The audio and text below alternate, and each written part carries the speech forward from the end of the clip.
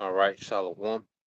First and foremost, I would like to give all praise and glory unto Yahweh, Bahashem, Yahweh Shah, Bahashem, Kakadash. Double honors unto the apostles and the elders of GMS who rule well, teach well, being great examples to his younger brothers. And peace and blessing, salutations to the hopeful elect out there pushing his word and truth and in sincerity across the four winds in the name of Yahweh Bahashem, Yahweh Shah, pushing to get up out of here. Shalom to the hopeful elect, the believers, the listeners whom have came back to the obedience of the scriptures through faith in Yahweh Bashem Al Shai. All right, and what I want to get into, all right, today, all right, doing this live is how, the Lord has, revamped a righteous legacy in the earth, okay, because us waking up to who we are, is way more, than just putting fringes on everything. All right, is way more than just, incorporate, more lamb into your diet. All right, it's way more, than burning incense and playing dress up on social media. Okay, the Lord, He awakened. All right, us in these latter times to revamp a righteous legacy in the wicked society. We're gonna go, through these things. All right, now I want to get that word revamp. Okay, and this is a quick um Google. All right, definition for revamp, and it says to give new and improved form, structure, okay, or appearance to. All right. Um, you go into some of the synonyms. It means to refashion, to redesign, to restyle. All right, to refurbish, to rehabilitate, to rebuild. Okay. And then you go into definition two. All right, and it automatically, precepts should come to mind. All right, but you go to definition two, it says an act of improving the form, the structure, or the appearance of something. Okay? And what we understand in the latter times, it was prophesied that the Lord will raise up what?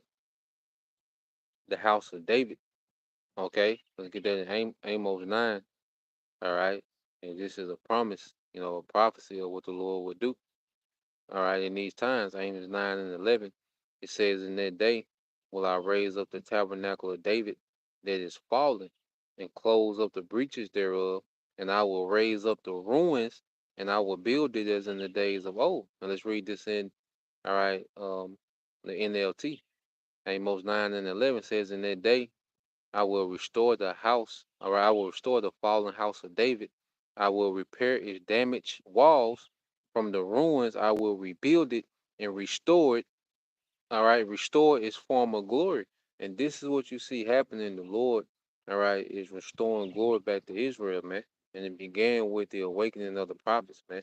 Restoring the men, all right, because it's the men that make up the houses of Israel. Okay, and it's speaking of raising up that generation, their righteous generation during the time of King David. Okay, that this is a spiritual house that we're seeing being raised up and being restored and being rebuilt in this time. And what's happening, we're taking on those characteristics of our righteous forefathers. Okay, we're being refurbished, because we was all damaged, coming up in this society, but this word is refurbishing us, and now we're taking on those old characteristics of our forefathers. Okay, like your building, that has suffered, storm damage. Okay, and you will want to renovate it, or revamp, their structure.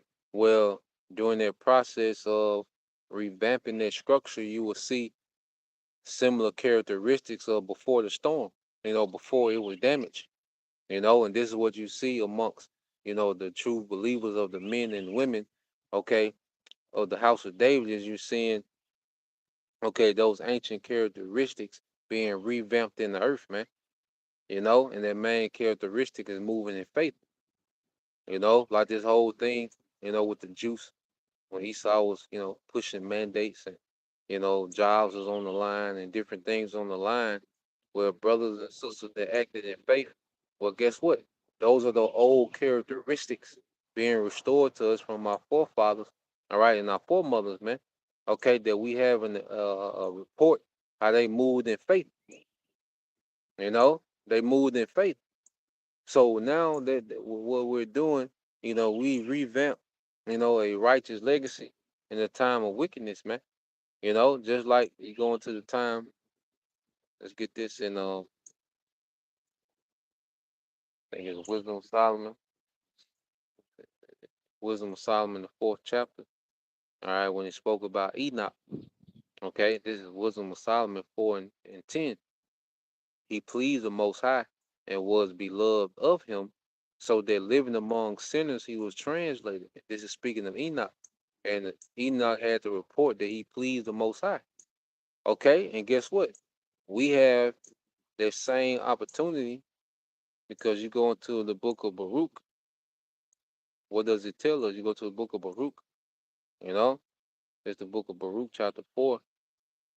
Okay, verse 4. It says, O Israel, happy are we, for things that are pleasing to the Most High are made known unto us. So now we have the instructions on how to please our power, man. And we know that without faith, as we're going to get Hebrews 11:6, it's impossible, okay, to please the Most High. And us moving in faith is a pleasing thing. Our decision making is based off these promises. You gotta understand.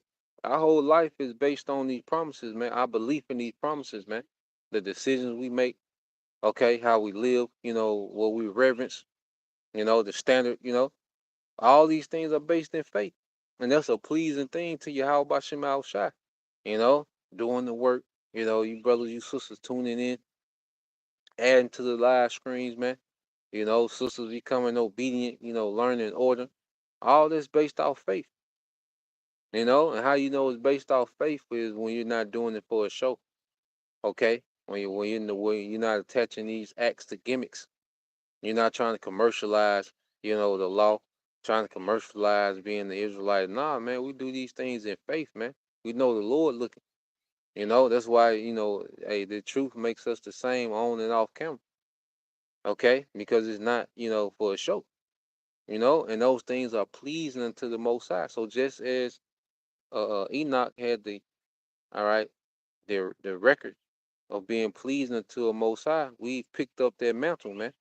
To where we can live a way that's pleasing to the Most High, and hopefully we're translated, we're delivered, okay, from this wicked society. As you read on verse 11, yet speedily was he taken away, least that wickedness should alter his understanding, or deceit beguile his soul.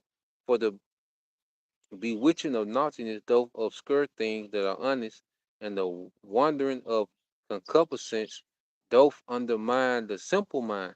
He being made perfect in a short time fulfilled a long time, for his soul pleased the Lord. Therefore hasted he to take him away from among the wicked, man. So just as Enoch, walked in a righteous way amongst the wicked, we're doing the same thing.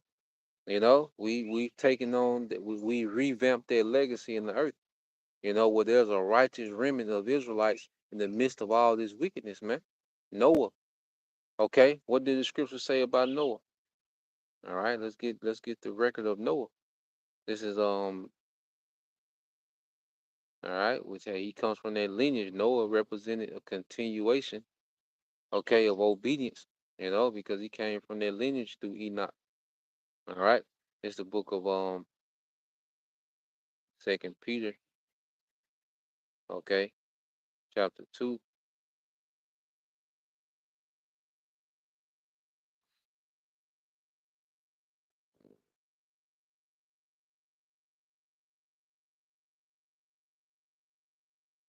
All right, it's Second Peter 2 and 5, and it says, "And spare not the old world, which is that old age, all right, that old wicked society before the flood, all right, which hey, everything has came back around full circle.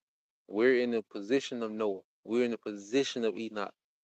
That's why we have these records so we can perform. We can, we have we have a standard. All right, we have an example on how we should be. You look at our forefathers and the ultimate example, Yahweh Shai. But we have an example of how to be. You know, there's one thing. When you have hey, there you go. When you have a standard, as a nation, You know, you look at your forefathers, and that's how you gauge yourself. You know, you look at the generations of old, and the scripture tell us, man. Look at the generations of old and see whom the Lord has failed. None.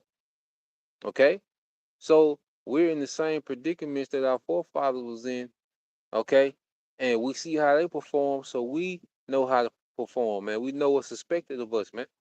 Okay, Second Peter 2:5, and it says, "And spare not the old world, but save Noah, the eighth person, a preacher of righteousness," man. So in the wicked society, which we know during the flood, okay, it's recorded, that the Lord was very wrath with with that society, man. He was pissed, just like he's pissed at this current society. Okay, but what was the record of Noah? That he was a preacher of righteousness, man. So us teaching this word, okay, preaching this word, being an example unto our people, that's us revamping their righteous legacy in the earth, man. Okay? Hey, this is a heavy thing that we're a part of, man. That's why we must decrease, all right? But guess what? Yahweh Shai, which is that ultimate standard of righteousness, must increase. It's less and less about us and more about what the Lord is finna bring to the earth, man, which is a righteous kingdom, man. You know? Second Peter 2:5, it says, "And spare not the old world, but save Noah, the eighth person, a preacher of righteousness, bringing in the flood upon the world of the ungodly," man. All right, and the Lord's finna bring a global judgment again. Okay? And this time it's gonna be through fire, in which America's gonna be destroyed, all right, completely. You're gonna have other nations, get hit with nukes. The land of Israel gonna be completely, cleansed with nuclear fire, but it's gonna be rebuilt. Rebuilt. America not gonna be rebuilt. Okay.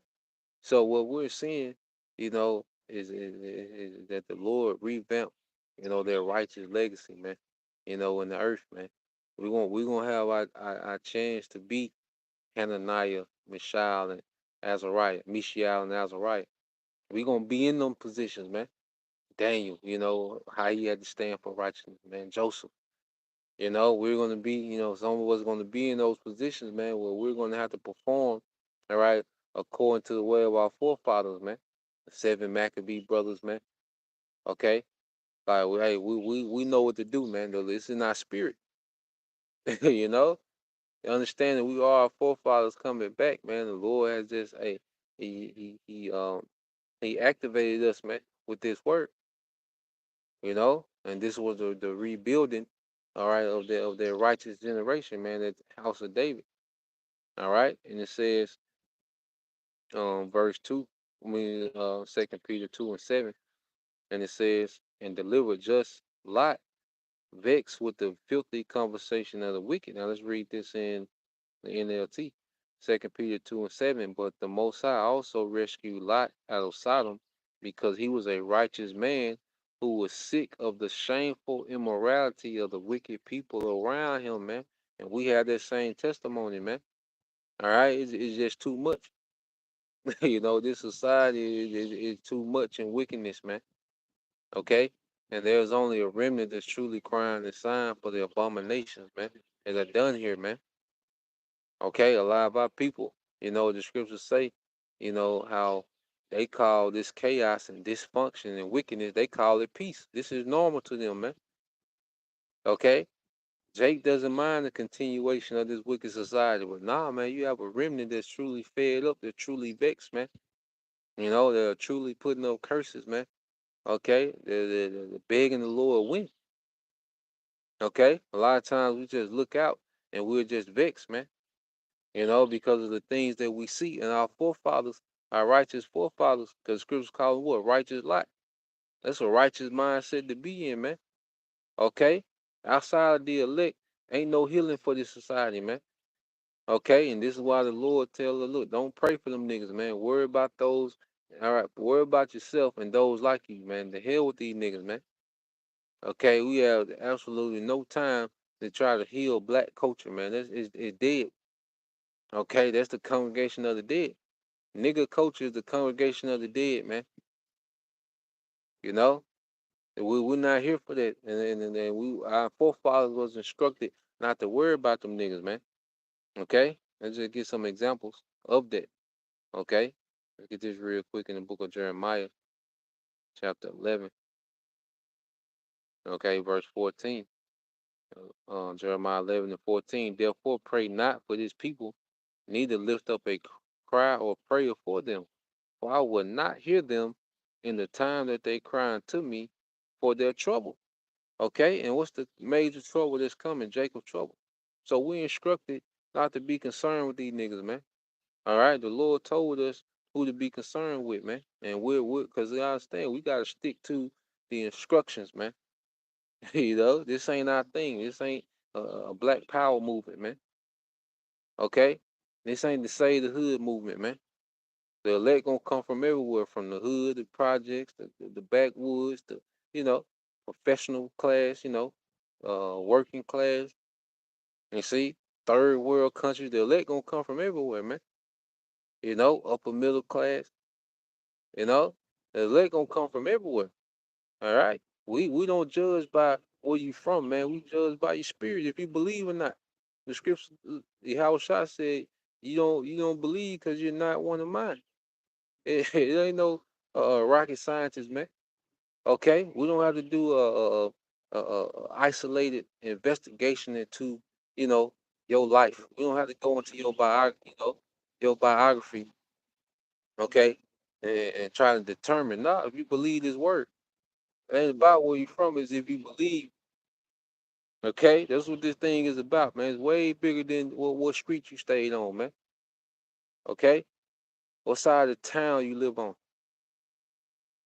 Okay, Lord ain't interested in that, man. He interested in if you believe.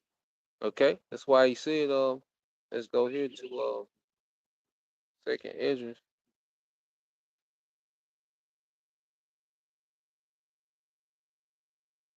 The elect gonna be favored no matter where they are, man. Ain't no special demographic that the Lord favors above the rest, man.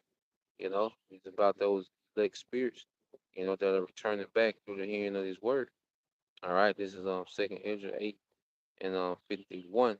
It says, "But understand thou for thyself, and seek out the glory for such as be like thee, man." Okay, so we're dealing with those that are like-minded, man. We're instructed to do that, man. Okay, this is only for those that see. Okay, this is only for those that's like we dealing with those that can see the kingdom. That they can see. All right, the earth ran by Yahweh. You know, they're starting to understand the dynamic of a righteous family. Okay, they look forward to a rulership under Yahweh, man. Okay, the script says to us, Yahweh is precious, man. Those are the like-minded. Okay, this is get Matthew 12 or all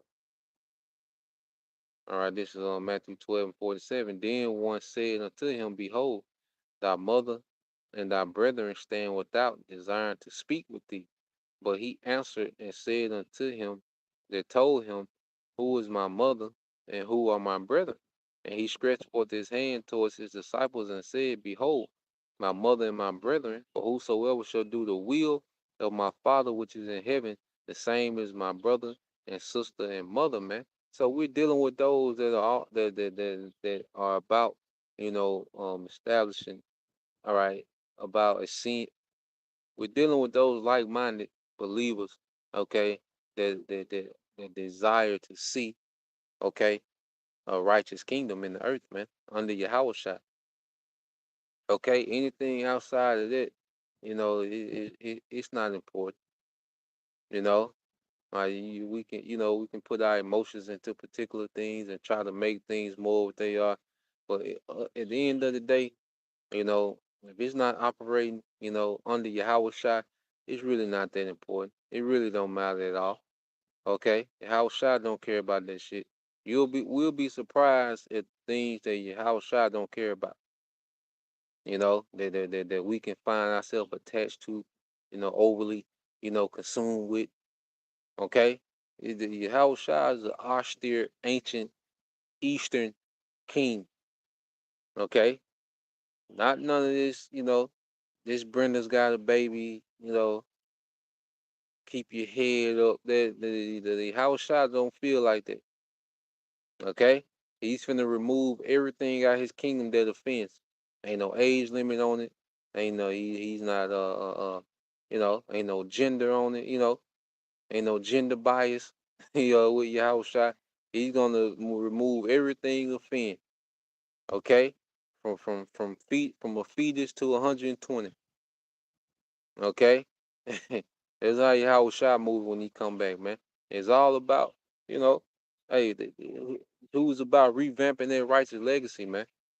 Okay, let's get that. Okay, and Yahweh Shah didn't make this thing hard, man. It ain't nothing personal, man. You know, cause like it's people that's not in the truth. It ain't like we just automatically, have this disdain for them. Okay, but we just understand, like look, you know, it's only so far, you can go with someone that's outside this thing, man. And we still, move with wisdom. We still move with charity, even outside. Those that believe, we still move with a degree of charity, man, a degree of courtesy. Because that's going into being noble. There's a certain etiquette, we move with.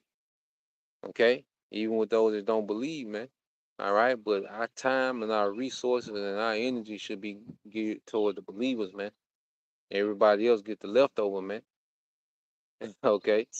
Um, let's this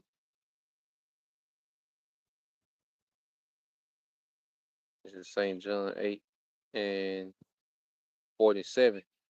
It says, He that is of the most high hears the most high's word. Ye therefore hear them not, because you are not of the most high.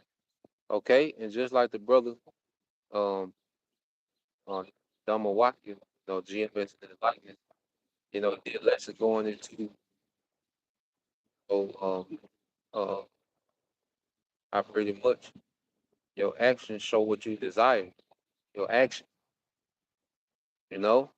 So that's why one thing about the truth, man, it says where your treasure is, there where your heart will be, your mind. And then if your mind is on something, your actions follow. Okay?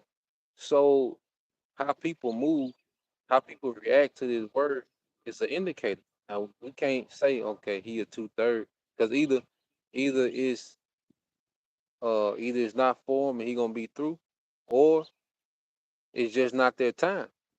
Okay? But that ain't on for us, you know, to do follow up investigation and try to figure out why they don't believe, and you know try to go through his childhood story and see, no, that ain't for us to do, man.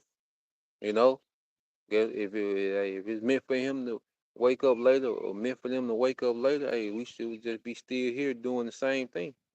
You know. So at the end of the day, we're revamping the legacy, man, and we don't have time to drag Jake into this thing, man. Okay, we're part of something major that the Lord is orchestrating, man. Okay, the Lord has raised us up in these times to stand stiffly for the name, man. You know, and I get this, and I end it here. Okay, Pavaratas, I believe that's yep. This is First Corinthians 4:9 says, "For I think that the Most High has set forth the apostles last, all right, as it were appointed to death. For we are made a spectacle unto the world and to the angels and to men." So the apostles are like the headline, and you go into it, all right. When you are conquered, when you conquer people, you will bring them back, to your kingdom as slaves. You will parade them through the city, you know, and we're like the end of the parade. We're a spectacle, man. Okay, but as we're being made a spectacle, man, and all eyes are on us, man, you know, hey, we're gonna be put in position to where we're gonna have to stand for righteousness in the midst of all this wickedness, man. That's the legacy that's being revamped. The Lord always had a remnant, okay? When the world, was just drenched in wickedness, he always had a righteous remnant, you know, that will be that example, man. Okay? That will represent him in righteousness, man. So this is what we're a part of, and we're finna come into the time of persecution, being blamed for everything. Esau gonna push, his propaganda against, the prophets, okay, against the doctrine, against the name of Yahweh. That's to come, okay? And we're gonna have to, finish this thing out, man. Like Yahweh Shai said, the author and finisher of our faith. The author goes into being that example, okay? The author goes into being that example, that pioneer. Yahweh Shai was faithful unto death. Apostle Paul faithful unto death. All the apostles, okay? Even the Apostle John, he survived, but they tried to put him to death. The Lord just preserved him, for the book of Revelation. Okay? But he had the mindset that he was ready to go all the way. Okay? And that's, you know, um uh, uh, uh, uh, what we're finna be faced with, man. This is what this thing is building up to, man. Us finishing, that legacy of righteousness, all right, amongst the sons of God, man. Okay? And then ultimately, hey, we're gonna be rewarded, eternally. We're finna get that eternal reward, man. Okay, matter of fact, gotta end it there. Revelation 11 and 18, it says, and the nations were angry, and thy wrath is come. And why you see these nations geared up for war, man? Under the rulership of Esau, Edom. This man has did nothing but make the nations angry, man. Okay, gearing up for this war. And it says, in the time of the dead that they should be judged, and thou shalt give his reward unto thy servants, the prophets, and to the saints, and to them that fear thy name, small and great, and shouldest destroy them which destroy the earth, man. Okay? So now we're in the time of getting the prophet's reward, man. And the rest of the elect, small and great, beginning with those first fruits, 144,000, rest of the work, one third, okay, men, women, and children, okay, and the elect, all right, it's going to be gathered throughout the earth, man, okay? We're coming to that time with that big payoff, man, for staying true to that righteous legacy, man, so that's the point. Just want to bring that out. Lord will. This was edifying once again. Give all praise, honor, and glory unto Yahweh, Bahashem, Yahweh Shai, Bahashem, Kakodash, and double honors unto the apostles and the elders of GMS who rule well, teach well, being great examples to his young brothers. And peace and blessings, salutations to the whole collect. Shalom.